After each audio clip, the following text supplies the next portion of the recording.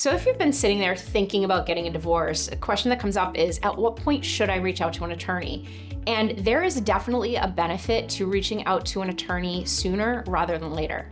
One, the process can be incredibly confusing, and just being able to hear somebody explain what your rights and responsibilities could be within that process can oftentimes take a weight off your shoulder that reduces your stress level. So that's number one. Number two, it does help you feel more prepared. And we've seen a situation where even if somebody's thinking about a divorce, if the other side moves first, it kind of feels like a backlash of, oh my God, like what happened here? Even if the first person was actually thinking of moving forward. So sometimes some people like to be able to be that first person to go ahead and file because it gives them a better feeling of control over what's going on in their life. Third is they're going to tell you exactly what not to do as your marriage is coming to a close. And I'll give you a little heads up. Don't do anything that could screw you over in court. And one of the most important things is really be careful of what you're saying and how you're speaking to the other side. In Massachusetts now, they have adopted coercive control as an ability to obtain a restraining order. Now, this is great for a lot of people because it opens the door where there doesn't just have to be physical abuse in order to obtain an order of protection. But with that said, it also opens the door for those fights and where you might say something off the cuff that you don't necessarily mean. And this comes up on that you're in an argument, you're fighting, and you just say, oh my God, I could kill you right now. Well, guess what? That allows them to go in and get a restraining order at this point. So be very, very careful of what you're saying when your marriage is ending, because absolutely anything, if you've watched Law & Order, you should know it. Anything you say can and will be used against you in a court of law. So it's really great to be able to talk to an attorney and understand what are those things that are really important to keep your eye on so they don't land you in hot water. Emotions and divorce go hand in hand. It is incredibly difficult to be able to separate the two. Why? Because your entire life, your emotions have been put into this relationship, which is now being torn apart. And that evokes a bunch of emotions. There can be jealousy, there can be anger, there can be resentment. And when those emotions take the front seat or take the driver's seat within a divorce, it can really bring you down a path that you do not want to go down. So if at all you're able to pull back and really treat your divorce more as a business arrangement rather than being angry, pointing fingers, wanting to place blame, all of that is completely understandable and completely normal. If you're experiencing that, if you're feeling that, that's okay. But within the divorce process, you should be working with somebody who helps you rein those in and really take control of those for two different reasons. One, being able to control your emotions allows for your divorce to be more efficient.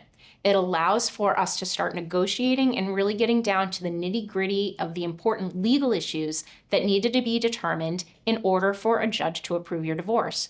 Two, being able to control your emotions is a lifelong lesson that is going to stay with you way past when that divorce judgment is entered. And that is something that will live with you for the rest of your life if you're able to do that now. So it's a great thing to be able to do, and you should never, ever, ever let your emotions control your thought process and your decision-making within a divorce. So if I'm in a situation where my spouse says to me, I don't want to be married to you anymore, and I sit there and I say, you don't? Well, then you're walking away with nothing. So then I go into our bank account and I take all the money and I go on crazy vacations and I go spending like crazy. Those are all things that can really bite me in the butt later on. So please, please, please, as tempting as it may be to do something like that, don't do it. Because at the end of the day, the judge, even while you're married, before the divorce is filed, can look back and say, I believe that you dissipated assets. And all that means is basically you wasted money that you shouldn't have wasted. And when they look at that, they can not only put everything that you already spent back on the table of being divided, you could actually get penalized and have to pay more. So as tempting as it can be to hide assets, to try to go out and spend like crazy, maybe do a cash grab so that you control the money, don't do it. Try to really think of this on a business level with a cool head. And it's really hard, but the end result and the penalties that you can incur if you start doing things like that are not worth it at all. When you start thinking about divorce, it can become an overwhelming thought process. Every moment of your day can be, what's going on with my life? I'm living in the here and now. What's going to happen with my children? What's going to happen with my finances? What's going to happen with my home? All those thought processes are of the now. And it is a huge mistake to only focus on that.